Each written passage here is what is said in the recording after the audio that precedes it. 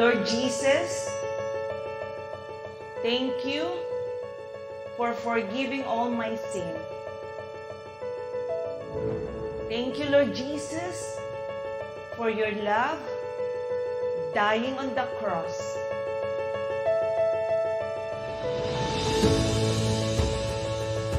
Lord Jesus, be my Lord, be my Savior, and be my Master.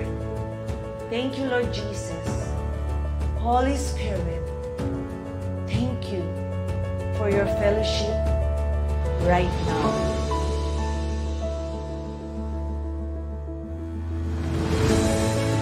Because you are the God who create light and bring peace. You are the God who established everything, Lord God. Protect every one of us. Make your face smile upon every one of us. Bless every one of us and keep us. May you lift up your countenance and give everyone your shalom. Please seal our prayer. The glory, honor, praises, power belongs to you before all time, now and forever. In Jesus' wonderful name, amen and amen. Praise the Lord.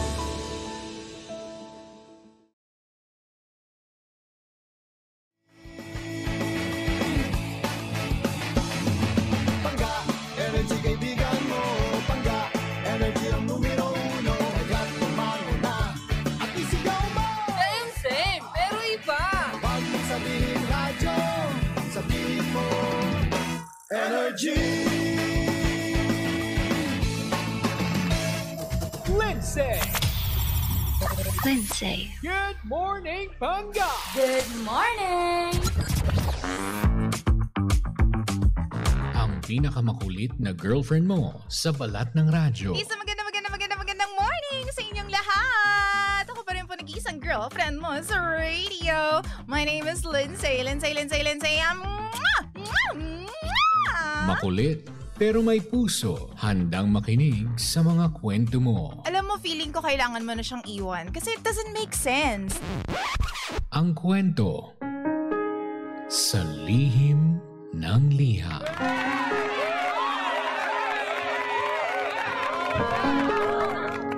Mahal kong Lindsay. Pahingi naman po ako ng payo. My name is Joanne, 27 years old, at meron po akong ka-live-in ngayon. Hindi pa naman po kami ganun katagal, DJ Lindsay. 4 na buwan pa lamang po kaming nagsasama, simula po nung naging boyfriend ko siya. Live-in agad, doon sa unit niya. Sabi namin, bakit ba namin patatagalin? Mahal namin yung isa't isa at pareho namang pabor sa amin na magsama. So tara, napagdesisyonan namin na doon na lang tumira sa condo unit niya. Okay naman, masaya. Puro cuddles, lalo na ngayon na maganda ang panahon. Alam mo, DJ Lindsay, mabait kaming pareho ng boyfriend ko. Yun nga lang, pareho din kami ng emotional intelligence. Meron din kaming trabaho pareho. Kung gaano kapangit yung treatment sa akin dati sa 2 failed relationships ko, kabaliktara naman ngayon. Sobrang bait ng boyfriend ko. Malambing, maalaga. Halos wala ngang red flag kung tutuusin. And so, nangyari lang to nung isang araw. Habang nag-uusap kami, sabi ko sa kanya, gusto kong bumili ng smartwatch. Sabi ko, first time ko kung sakasakali na magkaroon ng smartwatch. Pero pinag-iipunan ko pa. Maya-maya pa, Pumunta siya sa kwarto namin. Tapos, mula dun sa mga gamit na hindi niya na ginagalaw, may kinuha siya. Inabot sa akin ng dahan-dahan. Sabi niya, "Eto babe, oh." Sabay, binigay niya sa akin yung relo na napansin ko na noon pero hindi ko ginalaw dahil nga nandun sa off-limits na gamit niya. Ang sabi niya sa akin, smartwatch yun. Yun nga lang, wala ng charger. So, tiningnan kong mabuti yung relo. Tinanong ko sa kanya kung saan ang galing. Di naman siya sumagot. Basta ang sabi niya sa akin, ayaw niya raw ibenta kasi regalo daw yun sa kanya. So, hindi na ako nag-follow up ng tanong kasi baka mamaya masaktan lang ako sa malaman ko. Isa pa, sabi ng mami niya, may value daw yon kaya wag na lang ibenta. Kung sakaling ibebenta, wag na. Ibigay na lang daw sa daddy niya.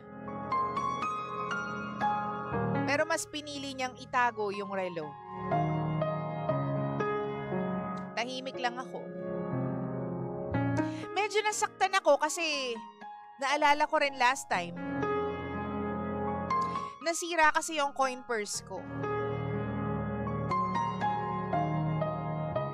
Muli, kumuha na naman siya dun sa mga gamit niya na off-limits. Bagong-bago pa yung wallet. Binigay din niya sa akin. Pero ang sabi niya sa akin nun, wallet daw yon ng long-time ex-girlfriend niya. Tapos nung nakita ko yung relo at nung nag-uusap kami, biglang bumalik sa akin. Feeling ko lahat ng gamit na nandun sa off-limits ay galing lahat sa ex niya. Mas lalo akong nasaktan, DJ Lindsay, kasi bakit parang hindi pa siya tapos doon sa dati niya? Matagal na raw silang wala. Ilang taon na rin.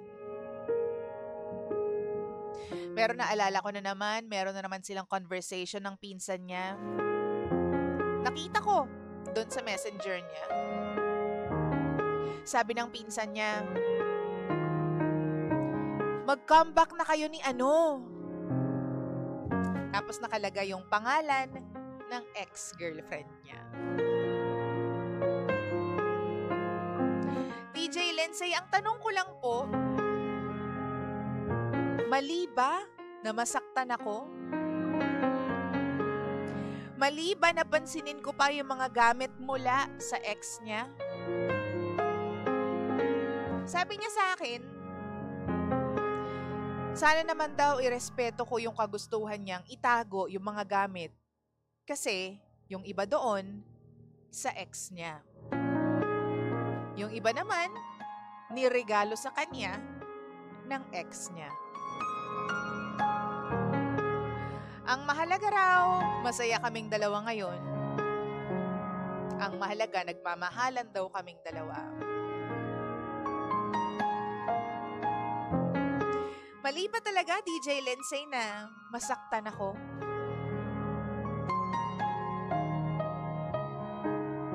Advice naman po. Pahingi naman ako ng payo ninyo.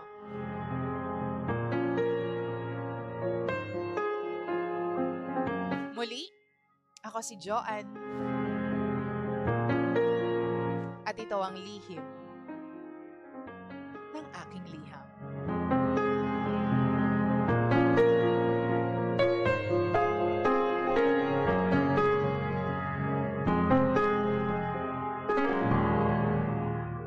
Lihim ng liham.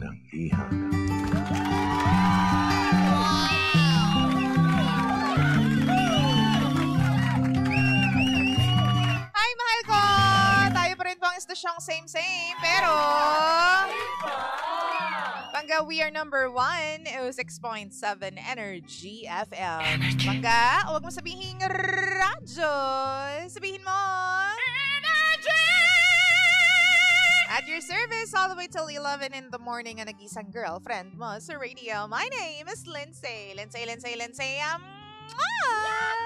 At ito po ang lihim ng liham, ang programang wala kang matututunan talaga. Pero meron kang mararamdaman. At ang feeling po natin ngayon ay, anong feeling natin? Bakit ganun? Yun ang feeling natin, yung reaction na, bakit ganun? Wow! Okay? Kung meron po kayong gustong sabihin sa akin, gusto nyong iparating na payo para dito kay Joanne, pwede naman yan, mahal ko. Narinig mo naman yung story, di ba? So to cut everything short, itong si Joanne, meron siyang ex. Tapos yung, yung kanyang boyfriend pala ito, si Joanne meron siyang boyfriend. At yung boyfriend niya merong ex. Ngayon, lahat ng gamit na binigay sa kanya, nung ex niya, ex to boyfriend, tinatago pa rin ng boyfriend hanggang ngayon. Even yung mga dating gamit ng ex niya, tinatago pa rin ng boyfriend hanggang ngayon. To the point na, may mga gamit siyang binibigay kay Joanne that belong to his ex. Diba? So, yun nga ang problema ngayon ni Joanne. Sabi niya, valid ba na masaktan ako? Wow! Tama bang masaktan ako? Kasi, hindi ko naman ginugusto yung gantong feeling, pero, may bubog to, it's. May bubog dito, Ganyan, nasasaktan ako, Hindi ko naman gustong masaktan, pero, automatic, be. Okay, So, yun na nga. Ano bang masasabi natin tungkol dun sa mga gamit na tinatago pa rin kahit na sa ex yun, o kaya binigay yun ng ex, o di kaya naman dating ginagamit siya, madalas siyang itago o pahalagahan ng ex. Dapat ba itago pa rin yan hanggang ngayon kahit na meron ka ng karelasyon? Wow! Meron ka ng bagong partner? O baka mas gugustuhin ng iba sa inyo na dapat wala na yan, dispose na yan, dapat itapon na lahat yan kasi sa ex yan from the past Yun. So saan ka ba? Sa itatago pa din at irerespeto yung gamit ng ex o itatapon na lang? Kasi wala na naman bilang kahit naman anong mangyari dyan Galing naman sa ex ko yan at sa ex ko naman yan. So, okay lang kahit anong mangyari dyan. Wala na akong pake. So, let me know your thoughts about this, mahal ko. I'm sure, pretty sure, ikaw nagkaroon ka na rin ng gamit na binigay ng mga ex mo. Tinago mo ba yun o tinapon mo? Let me know your comments. I-message mo ako sa Facebook. Facebook.com/energyfm1067 and then, hanapin mo yung live tapos doon ka mag-comment sa live para makita natin kung ano ba yung mga komento ng mga panggapo natin because she is sincerely asking for mga payo daw, mga advice daw natin sa kanya. Oo. Hindi niya alam kung valid ba itong nararamdaman ko, nag-iinarte lang ba ako, o baka naman talagang hindi tama na itago niya yung mga gamit ng ex niya. Wow! So, eto na, basa tayo ng comment dito. Sabi ni Serge, sa opinion ko bilang lalaki, hindi mali ang feelings mo. Pero sa tingin ko ay medyo misplaced ang feelings mo. Yung wallet or yung watch ay mga bagay lang at hindi taong dapat pagselosan. Kung hindi man siya emotionally attached sa past niya dahil remember, kaming mga lalaki ay practical lang kami. Unfair ata na you're punishing him at punishing yourself sa mga bagay na hindi naman talaga yon ang intensyon. Diba? Ang mahalaga ay kung nasaan siya ngayon. At yan nga, kasama mo siya, yon ang mahalaga. Wow! Sabi naman ni Agnes, X is X. Dapat binibring up sa present, hindi na dapat binibring up sa present. Lalo na sa harap ng new girlfriend at parang mag-asawa na nga kayo kasi living together na kayo. Itapon mo na lahat ng gamit ng ex na yan at prangkahin mo siya na kung hindi pa siya tapos sa ex niya at ikaw ang tatapos sa relasyon ninyong dalawa. Pag hinayaan ka niya, ibig sabihin rebound ka lang at hindi pa talaga siya nakaka-move on dahil mahal niya pa rin yung ex niya. Sabi naman ni Vance, valid naman ang feelings mo pero sa akin okay lang kahit tago niya. Mahalaga ako ang kasalukuyang minamahal. Sabi naman ni Josa, hi sender, don't feel bad sa nararamdaman mo kasi valid yan. Sorry sa boyfriend mo pero kung mahal ka pa niya o mahal pa niya, umakyat na naman. Sabi dito, mahal ka niya, yung feelings mo dapat yung priority niya. Yung tanong ko lang, have you tried to tell him na hindi ka komportable na kinikip niya yung mga gamit na related sa ex niya? Sabi naman ni Edric, valid yung nararamdaman mo pero hindi sapat na siguro yung dahilan para magdibdib ka. Dahil wala ka namang dibdib. Ano daw? Hindi! Oo, yung mga gamit na yan, mapapakinabangan pa yan. Baka kasi nasasayangan lang yung boyfriend mo na itapon. Tama. Diba? Sabi pa dito ni MLT Castro, hi DJ Lindsay, hindi pa siya totally moved on sa ex niya. Ay, ganon. Hindi pa daw. Sabi sa'yo, oo. Charing. Hello and good morning kay Rowena Yuson. Gandang umaga. Hello DJ Lindsay. And good morning sa lahat po. Si Ate Yoli nakatutok po sa atin. And yung ibang mga panggapan natin dyan. Gandang umaga po sa inyong lahat. Ano pang comments ninyo? Sabi ni Moto, itapon na nga dapat yan. Kasi nga may bago ka na eh. Ay nako. Gagalit mo si Moto ha. Alam mo, ako ito lang, simple lang para sa akin. If it, irritates you, yung current karelasyon ko, kung nai-irritate ka, nagiging irritable ka, just by seeing yung mga dating gamit ng ex ko at yung mga gifts sa akin ng ex ko, then by all means, kung pag-aawayan natin yan, tapon ko na lang. O ipamigay ko na lang. Kung magiging problema natin yan, sige, pamigay ko na lang, tapon ko na lang. Basta hindi na makikita ng jowa ko ngayon at hindi na kami magkakaproblema. Kung ano na lang gusto ng jowa ko, yun yung gagawin. 'Di ba? Kasi parang hindi siya kumbaga hindi worth it ng oras na pag-awayan ninyo, hindi siya bagay na dapat i-deal ninyong dalawa at bigyan ng massive na attention. Kasi from the past na yan from the ex na nga yan, 'di ba? So siguro, dun sa tanong mo kung valid ba, tama bang magalit ako o tama bang masaktan ako, yun yung tanong niya sa atin. Check nga natin. Oo, tama ba? O mali ba talaga na masaktan ako, sabi niya. Alam mo, syempre, ikaw yung nakakaramdam niyan. Lahat naman ng feelings nating mga tao valid. Most especially when, may kinalaman sa karelasyon natin at sa mga ex, 'di ba? Yun nga lang, yung actions mo, yung susunod doon sa feelings mo, syempre gagawa ka ng actions, na may kinalaman doon sa feelings mo. Siguro kung mali yun, doon ka maboboplax. Wow! Nagalit ka na eh. So, kailangan mong sabihin sa kanya yung rason ng galit mo, kaya rason ng pagkalungkot mo. Kapag di siya gumawa ng paraan para maayos yun, 'di ba? Kasi siya lang naman makakaayos noon dahil may kinalaman sa ex niya. Doon natin malalaman kung talagang, 'di ba, nirerespeto niya rin yung feelings mo. Kasi hindi po pwedeng siya lang yung irerespeto mo, dapat meet kayo halfway.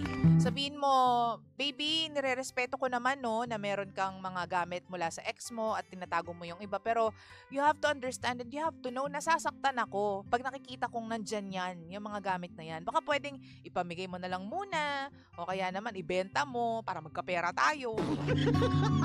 Kasi para sa akin, parang kung ako din yan, tas makikita ko na pinapahalagaan ng malalang-malala ng boyfriend ko yung gamit ng ex niya o gamit na binigay ng ex niya, masasaktan din ako eh. Ay, grabe naman, but big deal. Bakit tinatago mo pa rin yan hanggang ngayon? Sorry na, may ganun lang talagang attitude ng mga babae paminsan, diba? Emotional kaming mga babae. While I understand din naman na practical nga lang yung iba, di mag-understandan tayo. Oo. So, dapat meet kayo halfway. Pag-usapan ninyo yan ng mabuti, diba? Kasi hindi po pwedeng nadudurog yung puso mo pag nakikita mo na iniingatan niyang malala yung mga gamit. No? Naiintindihan naman kita at sobrang valid niyan. Yun nga lang, sana mabigyan ka niya ng magandang rason, no? As to bakit nandyan pa rin yan hanggang ngayon. Sabi mo, matagal na silang wala, matagal na silang break. Diba? Pero kasi may mga ganyang klaseng tao yung, alam mo yun, masyadong sentimental, when it comes to mga gamit. May sentimental value yung mga gamit para sa kanila. Ganyan ka rin ba? Ako dati ganyan ako. Pero nga, ang dami ng kalat sa bahay. Kaya, kapag hindi na important, tapo na lang. O kaya pinapamigay. Kasi baka mamaya, yung treasure, yung gamit na hindi mo wala nang silbi para sa'yo, treasure para sa ibang tao. Sabi ni Diyos, totoo, Ate Linz, kaya nga natanong ko if nag-communicate na niya yung concern niya sa boyfriend niya. Tapos, dun siya magbase ng next steps. Depende sa magiging reaction ng boyfriend niya. Totoo, di ba? So, if I were you, you have to let him know na it bothers you. Kasi kung hindi, edi forever ka nang may sakit dyan sa dibdib mo. 'Di ba? Kapag di mo sinabi sa kanya, para kang lumalakad ng masaya kayo, sabi mo, pero ang totoo, meron kang kinikim-kim. At hindi healthy yon sa relationship. Dapat ma-sort out nyo na yan ngayon pa lang. Para hindi na siya maliit na bagay lang sa ngayon, tapos habang tumatagal, hindi ninyo inaayos, lumalaki ng lumalaki. Kasi mas nagdadamdam ka. Wow! Kasi, alam mo, before you know it, may mga bagay kang, kapag hindi mo yan ni-resolve ngayon ha, may mga bagay siya na magagawa na bibigyan mo ng meaning. Wow! Lalo na, may conversation with the pinsan na magkabalikan na kayo ni itong pinsan din eh. Tatampalin ko rin tong pinsan. Diba?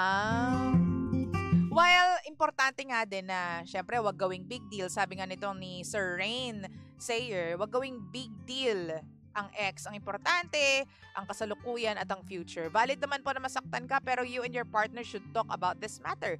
Baka kasi may malalim siyang dahilan why he is still holding on to those memories. At the end of the day, wait lang ha, click ko to. At the end of the day, you and your partner will know the answer. Totoo naman. So, nandun na lang tayo sa paano ba kayo magkakaayos. So, you guys have to meet halfway. Mag-usap kayo at you just have to let him know na hindi ka tawag dito, hindi ka masaya na nakikita na masyado niyang iniingatan yung mga gamit na sa ex niya. Okay. Maging ano ka lang, maging honest ka lang bakla. Wala namang masama dun eh. Diba? Kesa naman sa lumalakad-lakad kayo tapos alam mo yun, nag-I love youhan kayo pero ang totoo, may sama ka ng loob sa kanya. So parang dinadaya mo rin yung sarili mo. Wow! Parang hindi ka naman nagiging honest sa kanya and sincere sa kanya. Hello naman kay Arlene Cox. Hi, DJ Lindsay watching you from London. Hello po! Gusto naman dyan sa London. London Bridge is falling down. Charing. Diba? Dapat ano lang tayo. Kumbaga, honest lang tayo and sincere lang tayo sa isa't isa. Ang hirap kasi, di ba, nagsasama kayo sa isang bahay, tapos meron ka palang sama ng loob sa kanya na hindi mo nare-resolve. Meron ka palang maliit na argument, maliit na problema sa puso mo na hindi ninyo nare-resolve dahil hindi ninyo pinag-uusapan, hindi ninyo inuupuan. Dapat kasi ang mga bagay na uncomfortable sa inyong dalawa, talagang pinag-uusapan at alam mo yun, inuupuan para hindi na siya lumaki. Hindi na magpatong-patong that will create, bigger problem in the future. Para sa akin lang naman. So, paano ba natin susolusyonan? Sabihin mo sa kanya ng malala at mag-usap kayo ng heart to heart. Wow! Okay. Tsaka, ex na kasi yan eh. Dapat wala nang bilang yan sa future. O kung gusto ng jowa mo na, alisin mo na yan kasi naaalibadbaran ako sa mga gamit ng ex mo. Alisin mo na para hindi maging problema. Ayokong makita yung watch na yan, wag mo nang gamitin yan. Wag mo nang gamitin, ibigay mo sa kung sino man. Para lang wala ng problema, di ba? Kasi ang importante naman, masaya kayo ng current karelasyon mo at hindi yung ex mo. Okay. Bakit ba? Pazum-zoom ka dyan eh. Ang taray. Oo. Sabi ni Jane, hello, good morning DJ Lindsay. Walang problemang hindi nasosolve kung pag-uusapan ng tama at may pagkakaunawaan. Wow! Pero sa tingin nyo ba, may feelings pa yung lalaki para sa ex niya? Hindi, sa totoo lang, sa tingin niyo may feelings pa yung lalaki sa ex kaya hindi tinatapon? Paisip din kayo, no? Sabi ni ate, pwede. Grabe naman.